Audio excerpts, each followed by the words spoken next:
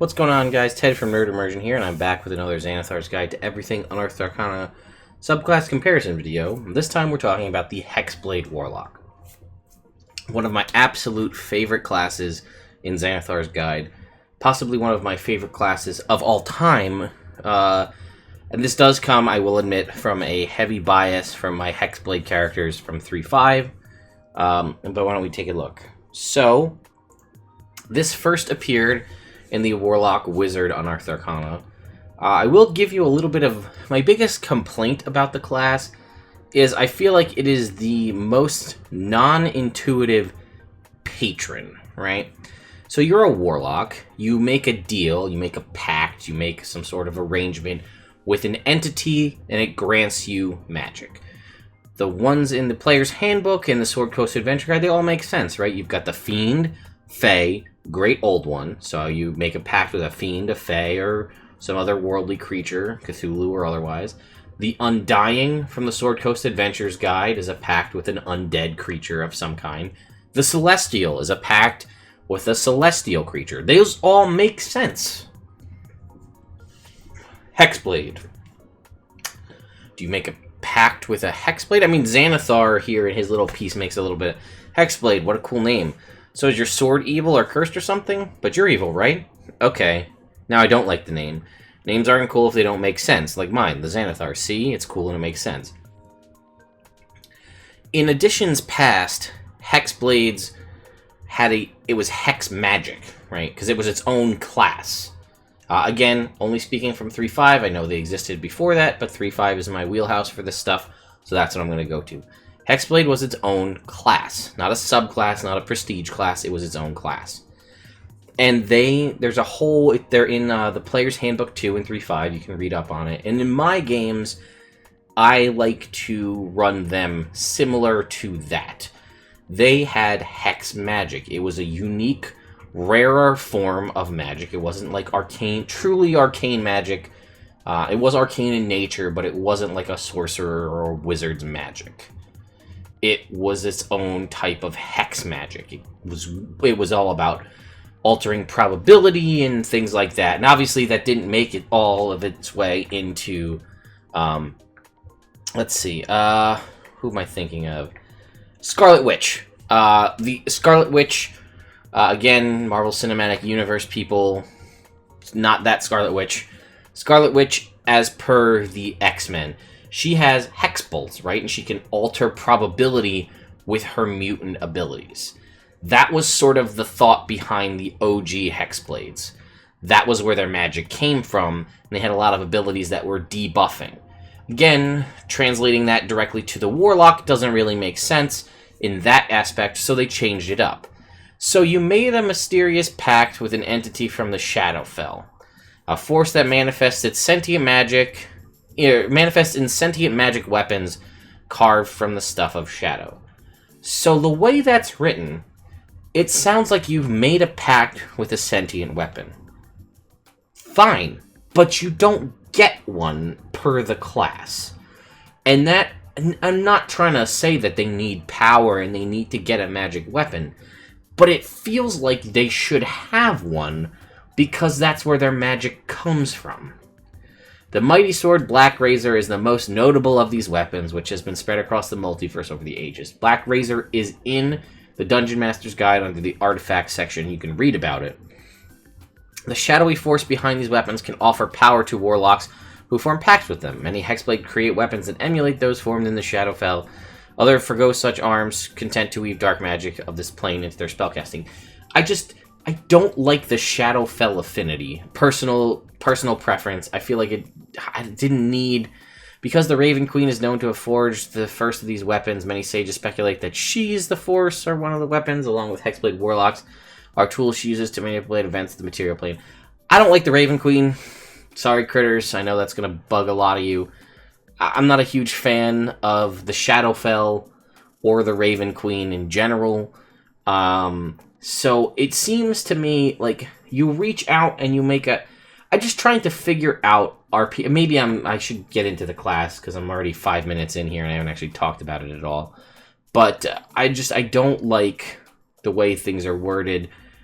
explain to me how, like, you know, I can very easily understand how all the other warlocks make those pacts, right? There's a way one could encounter or invoke the power of a fae or a fiend to get this magic.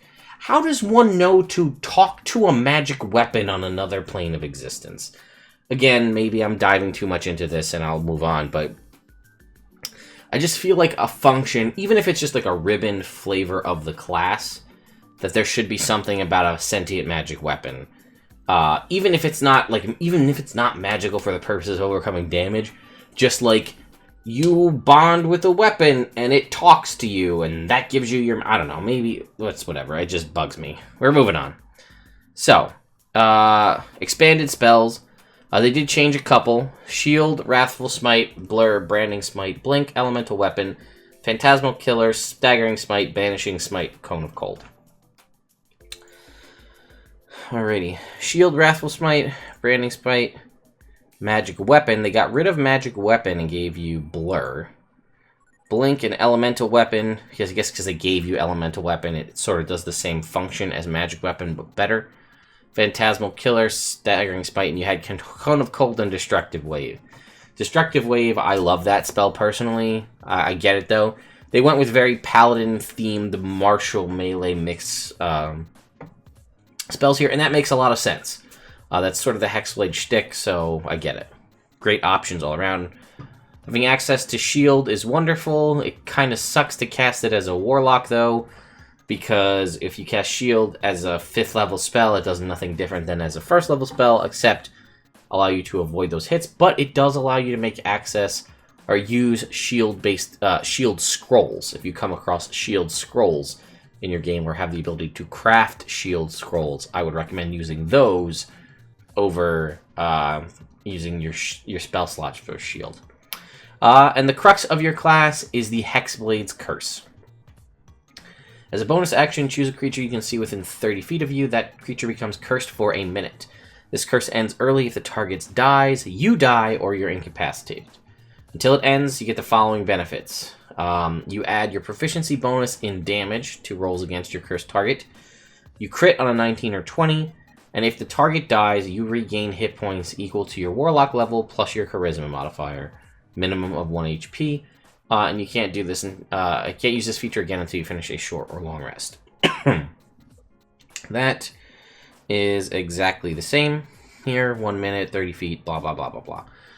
I personally would have liked to have seen temporary hit points over actual healing, because if you do this and you're at full, this last benefit does nothing for you, although they did rectify that a bit with a feature we'll talk about in a second. And then you have Hex Warrior. Proficiency in medium armor, shields, and martial weapons. Phenomenal ability. And the influence of your patron lets you channel it through a specific weapon. Whenever you finish a long rest, you can touch one weapon that you are proficient with that lacks the two-handed property. When you attack with that weapon, you can use your Charisma modifier instead of Strength or Dex for the attack and damage rolls. This benefit lasts until you finish a long rest. If you later gain the Pact of the Blade feature, the benefit extends to every pack weapon you conjure with that feature, no matter the weapon's type. And that is huge, because that allows you to do awesome things like, say, use a greatsword or a bow. This is basically that, except without that caveat. Lacks the two-handed property, Charisma instead of Dex or Strength. And then they added this last piece here. This also makes a Hexblade a wonderful one-level dip for your paladin. If you only have you have a really good charisma and not great other stats, you can use your charisma for your dex or for your attack rolls as a paladin. Plus paladin, I'm personally a big fan of paladin warlock. I think it works very well. We'll talk about that more at the end. Okay. So, Accursed Spectre is phenomenal. The original ability sucked. And I'll explain some thoughts behind that. When you slay a humanoid, you can cause its spirit to rise as a specter. The statistics of which can be found in the monster manual or right here. So this is just a quick overview. It's not very good, but look at the resistances. Almost everything. And it's immune to necrotic, poison damage, and then look at all the conditions. Pretty much everything, because it's basically a ghost. Roll initiative.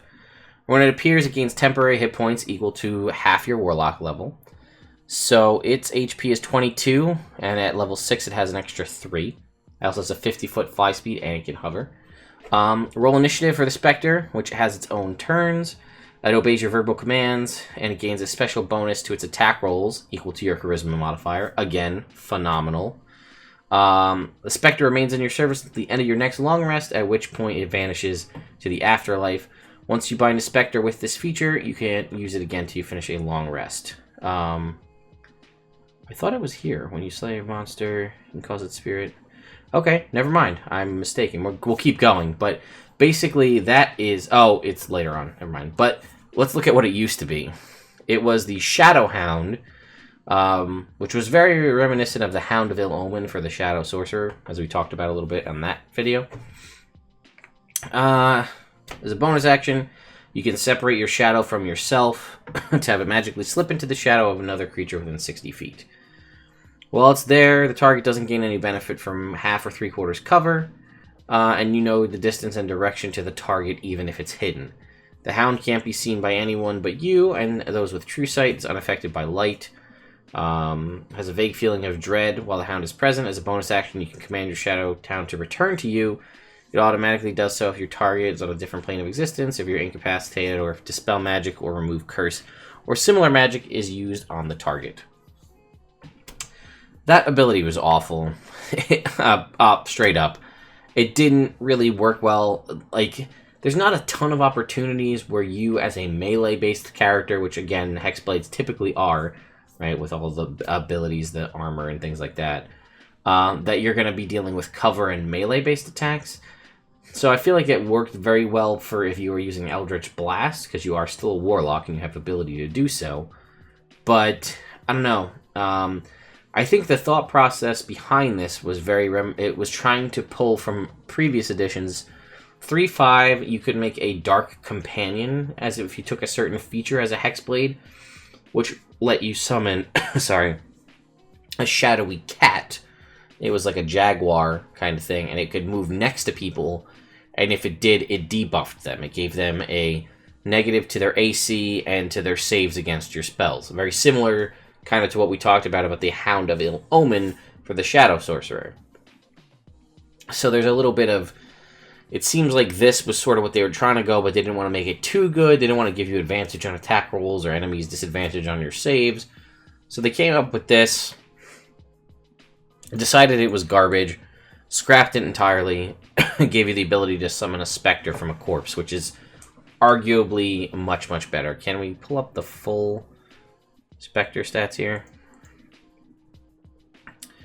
Yeah, so as we saw all the stuff that it had, as the Life Drain ability, which does 3d6 necrotic damage, if the target fails a DC 10 con save, it hits its hit point maximum or reduced by that much. Again, don't forget, it's going to have an additional bonus to its attack rolls equal to your charisma modifier. DC 10 con save, not going to come up, probably going to get passed pretty often, but if it doesn't, reducing a creature's max hit points by 3d6 is not bad. And it can crit doing 66 on the health reduction. Armor of Hexes. Target of your Hexblade's curse hits you with an attack. Roll a d6. On a 4 or higher, the attack misses, regardless of what its roll was. This is exactly the same. Again, qualifier here is if you're hit with an attack. Oh, okay, difference. This was just a freebie. Now you use your reaction. Makes sense because this is so good. Just anytime you're hit, you just roll a d6, and if it rolls a 4 or above, they just flat out miss. So now it's limited to once per turn because it's limited to your reaction. I get it. Makes sense. But again, the qualifier on that being, if it hits. So this, you will never waste this ability, right? They have to hit you first, and then you roll a d6. Which is also great, because it potentially lets you save your spell slots, because you won't need to use your shield spell, because you might be able to just use Armor of Hexes to avoid it. And lastly, we have Master of Hexes. When the creature of your Hexblade curse dies, you can apply the curse to a different creature you can see within 30 feet, provided you aren't incapacitated. When you do so, you don't regain hit points from the death from the previous creature. Now, you can use your Hexblade curse again without resting. When you apply it to a new target, the curse immediately ends on the previous target. So now it only works when you kill them, and the way you make it jump is just negate getting the HP. Kind of synergizes better that way, and it kind of makes up for the fact, like I said, that if you have full... sorry, guys. If you have full hit points, that ability doesn't do anything for you. Just sort of why I wanted to see it be temporary hit points, because then it has more... it's more useful, but I'm okay with it because they worked it into Master of Hexes. So I love this class. As I've stated, it makes a I would go Paladin first, so that you get heavy armor. As long as you have 15 strength, you can wear plate mail. Have a shield, then you can take a level of Hexblade, get Charisma modifier for your attack roll, so you can sword and board if you want, and have your shield, and then your attack rolls use your Charisma modifier. And you have plate mail, and you don't need anything more than a 15 strength, and now you can reallocate your stats accordingly. And the reason I love Paladin Hexblade is Divine Smite plus Eldritch Smite works very well. When I say Eldritch Smite, what do I mean? Well, that's the new Eldritch Invocations, which I'm going to do as a separate video. This is just about the Hexblade. We'll compare the updated Eldritch Invocations from the Unearthed Arcana to the ones here in Xanathar's Guide in a shorter, separate video. But as I stated in the Shadow Sorcerer, I love the combination of Hexblade Shadow Sorcerer, because you can still rip the Spectre and have that happening, but you could also, if you take, say, 6 levels, 14 Hexblade, maybe 6 Shadow Sorcerer, you can have the Hound of Ill Omen, which sort of reminds me of what the Hexblade used to be back in the day. But yeah, I love this class all around. I think it's one of the strongest ones here in Xanathar's. I think it has a lot of great abilities. It gives you that sort of Gish caster melee. And if you take Pact of the Blade, it's even stronger. We'll touch on that more in the Eldritch Invocations section. So, again, maybe I'm gushing too much on Hexblade. Let me know what you guys think in the comments below. And I'll see you next time for the Eldritch Invocations comparison video.